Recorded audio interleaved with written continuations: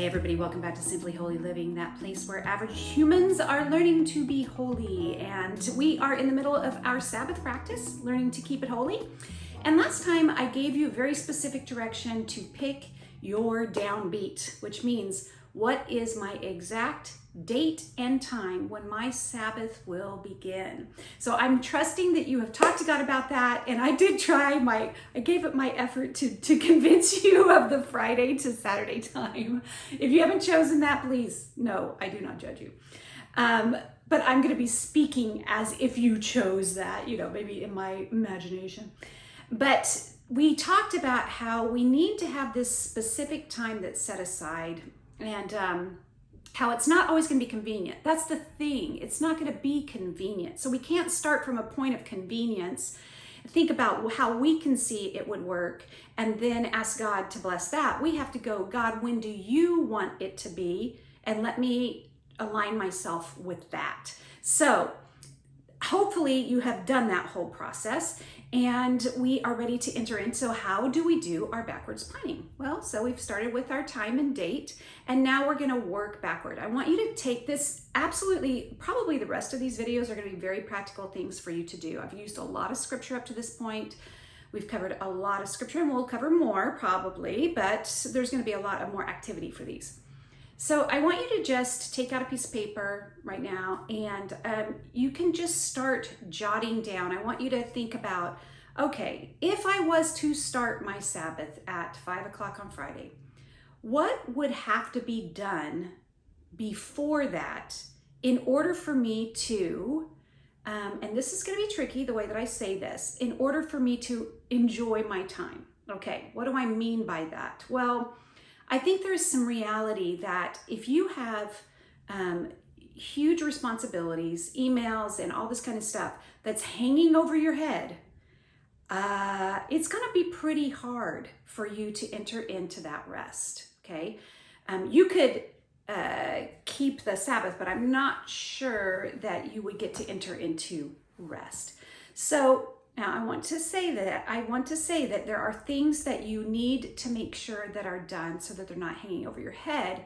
At the same time, I want to say it's always going to feel like some really kind of important things didn't get done. Okay. And so you have to learn how to let those go. So this is a balance. It's not a one size fits all for anybody's life, and also at various times in your life. So if you're in production mode for something, sometimes that can get complicated. And so like 1 week, if you're just in an easier time in your life, then it's pretty easy to back it up. But then other weeks like, it's hard. I can't figure it out. Okay, so you're going to feel both of those things. But I want you to, if you can, in general, write down what would allow you to be able to enter into this day of rest. Okay, so what has to be done in the house, for the laundry, for the groceries, for like, as I told you, I get everything ready for that Sunday that's coming after the Friday. So I'm actually pre-planning a lot of stuff. You do have to get used to looking ahead and pre-planning for things. Okay, now you just start and do the best that you can. You write down all of that stuff. That's your second step. Your first step was the date and time, right? The second step is I'm going to make my list, just get it all out on that sheet of paper. And if you need a chance to do that, I want you to press pause right now and make that list, okay?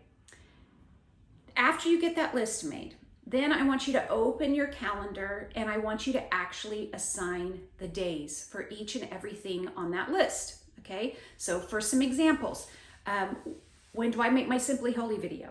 Okay. When do I make my Heritage Project video? When do I write my lesson and record the practice for that week? We have our whole church in doing a practice during the week. Let's see. When do I get my laundry done? When am I going to get to the grocery store? When am I going to do my errands? What are the specific things in my week? So I have them exactly on this day. This day is Tuesday is for this planning, Wednesday's for this recording, Thursday is for this meeting, blah, blah, blah. Okay, so you're going to take each and every one of those things and you're going to put it on your calendar right now. So now you're going to have to press pause again so you can put that on the calendar. Okay, now I'm assuming you've already done that. So if you haven't done that, if you haven't put it on your calendar, then don't listen to the rest of this yet. So here's what's going to happen now. I'm going to prophesy. Just kidding, but I'm entering into my my prophetic thinking and saying that what probably just happened was that you found that you had too many things on your list to fit in the days that you have. Okay, this is where it gets really deep. I want you to think through each and everything that is on your list, and I want you to, if it's not all fitting. And just so you know, I do this every week. So we do this either Sunday night or Monday morning. Jay and I go through our schedule for the week and go, if downbeat is at 5 o'clock on Friday, how do we get everything done that has to be done before then? Okay, where do they go in the days? Exactly. Every single time we do this, there's too much on the list. Okay, so you're normal. Now you have to go to God and you have to go, God, which of these things is important as opposed to urgent? Sometimes we can feel this urgency to get certain things done, but it may not be because they're the most important things that need to get done, right? So because fear moves fast and faith is slow. So we know that as parents, we can often, wish we hadn't rushed into a conversation, or we can look backwards and go, oh, why did I say that? Why did I do that? Whatever it was, because we were too quick to speak, and we hadn't done enough listening. Okay, same thing can happen here. Satan puts these things in, like, oh, this is so important, I gotta do it. And actually, it's not that important. It may feel urgent, but it's not that important. It's not important right now. And God will work it out if it is important. So you want to take that list and you want to pray through it with God specifically. And you want to go, God, which of these things is actually important for me to get done? And which can wait? And how do you want me to fit all of this in? And I want to give you time with that to get frustrated, to maybe cry, to break down, because what's happened in our society, and I just want you to know you're normal if you feel this way, is we are all moving way too fast. So I want you to picture this. We are moving at the rate of I would say a metro rail. 50 to 75 miles an hour is how that happens, okay? 50 to 75 miles an hour. Well, you can't just jump off of that and do nothing. Like, that doesn't happen. If you think back to movies that you've watched, even, old Westerns, and they're on the train and then they try to jump off while the train is moving. Well, they're going to fall to the ground. They're going to tumble. They may break a leg or their arm. They're going to bust their head open. Something's going to happen because they're jumping off of a moving train to non-movement, right? So this is what it can feel like in our day and age because we're moving so quickly. And we have to decide, wait a second, I am derailing. Like, I am not going to be on this metro link anymore, okay? Now, this takes a long time to do, and this is going to happen as we go through the practices of Jesus long term. This is just the very beginning. But the Sabbath is a good way to look at this.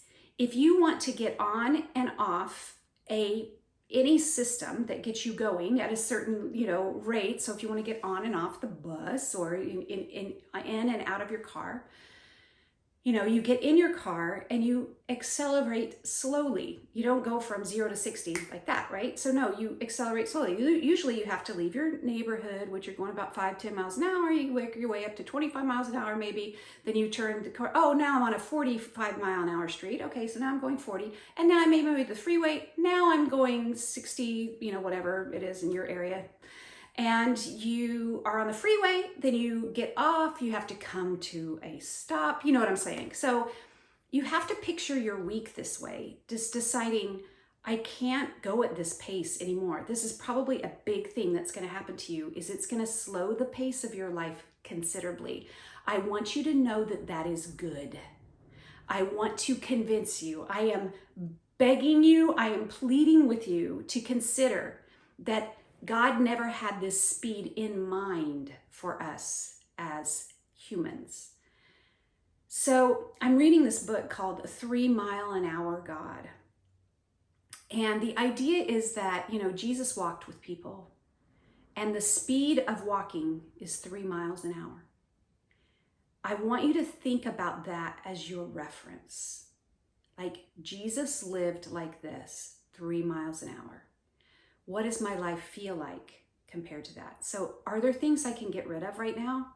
Did you buy into the lie that you could have everything all at once? I was raised in that generation that was taught you could have it all at the same time. The big house, the 2 cars, the children, the toddlers, the infants, and the upward mobility and the career, all of it's happening at the same time, while I'm breastfeeding and, cleaning up the house, and I'm also this executive, and all this stuff, which we're going to talk more in depth about that at another time. I don't want to get too far into it and how that came to be.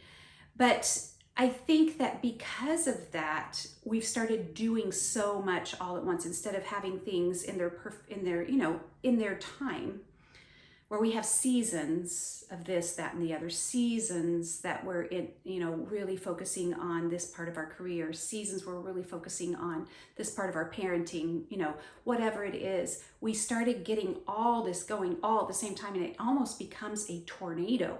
We're going through our lives almost like we're spinning. And I would just suggest to you that perhaps God is using the practice of the Sabbath to teach you something even deeper about the way that you live, the speed at which you live, the tempo of your life. So allow for God to be able to do that. Maybe this is a time where He's going to tell you to slow your life down, and allow Him to do that.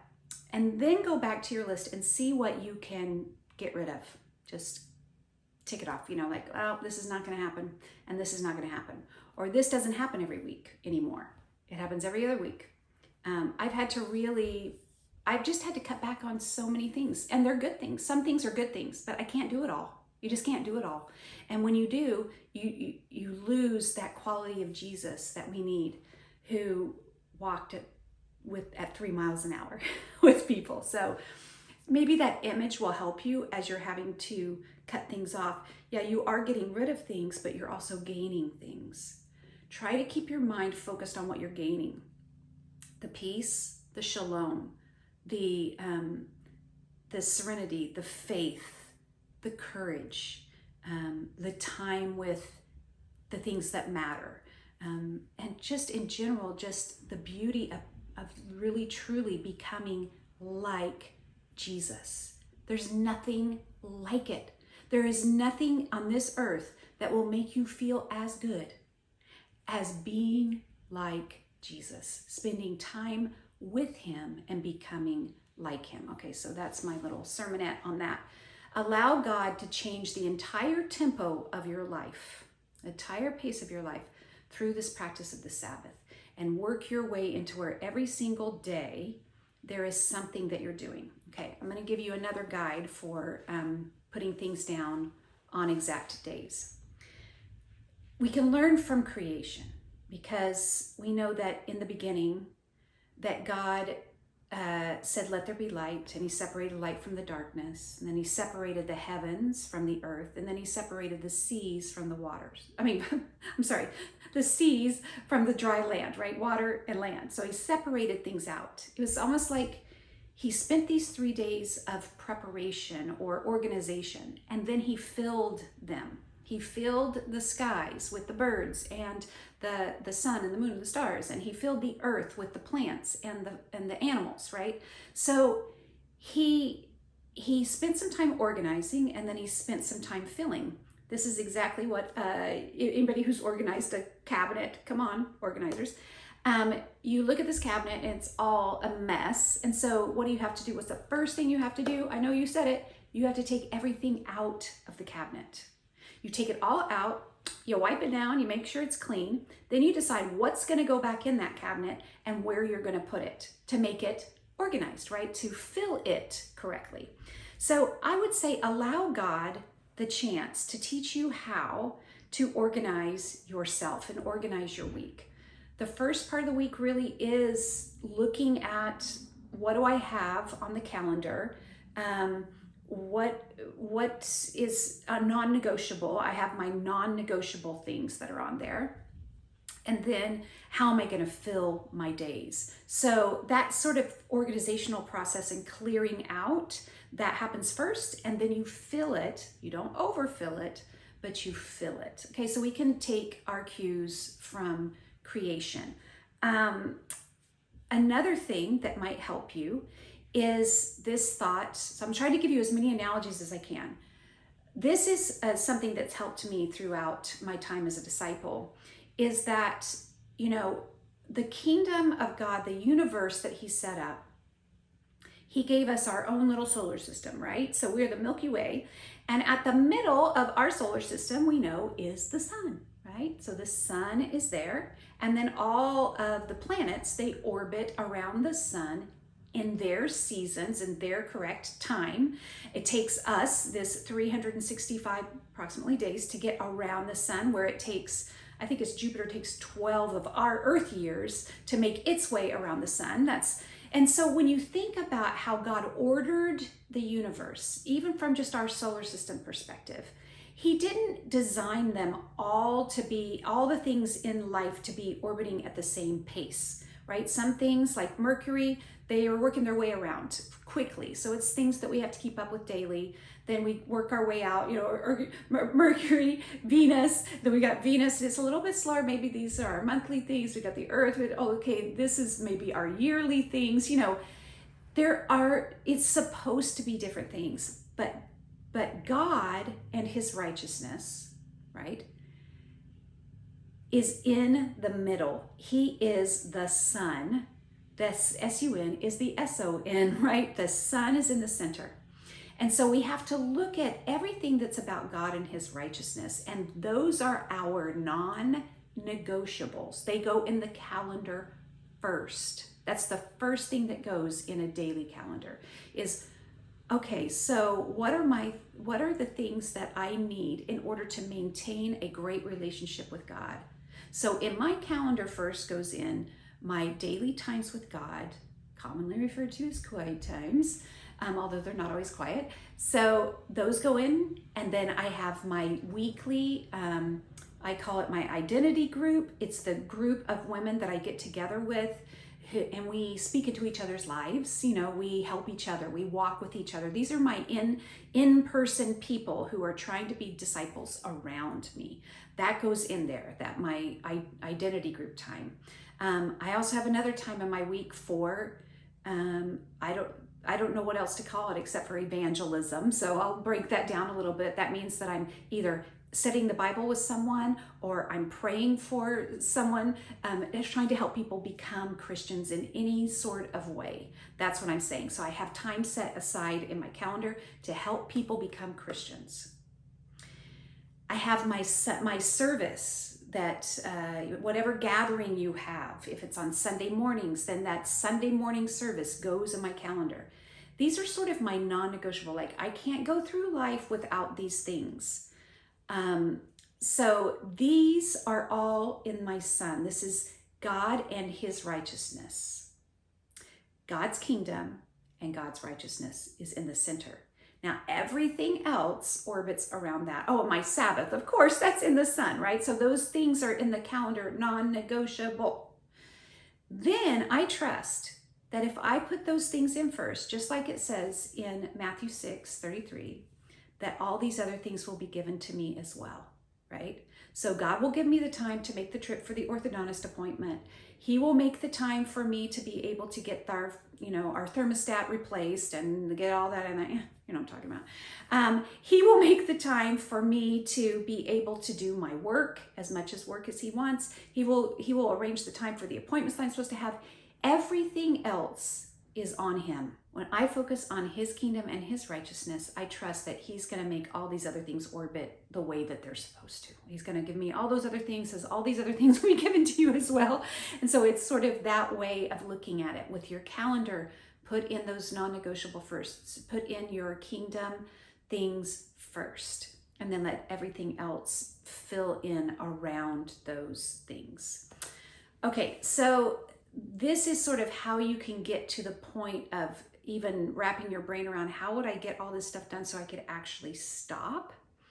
And so this is a pretty big step. So this is all we're going to do for today, is just allow yourself the thoughts of how things can work, talking to God about it, getting it down actually on paper, and knowing that you're gonna try it, and then you're gonna realize, oh, I forgot about this. Oh, I forgot about that. It's gonna trip you up at first. Don't worry about it. You're gonna be okay. Just let it happen. So you're gonna be giving it your best shot, and that's all God is asking for. You just, give it your best shot, and He'll make up for the rest. So I hope I've given you enough to help you progress in your pursuit of the Sabbath, and I hope that you can remember that this is helping you to grow in your holiness, which is our whole goal. Sometimes when we're working so hard to make something happen and make a change in our life, we can become very focused on it, and we can forget the overall goal is just that I'm growing in my holiness. Because remember, in Hebrews, God has made perfect forever those who are being made holy. Keep your eyes on that. Keep focusing on that it's a process, and you won't get distracted by the things that you're doing instead of actually your pursuit of holiness. Okay, I hope this helps you. Until next time.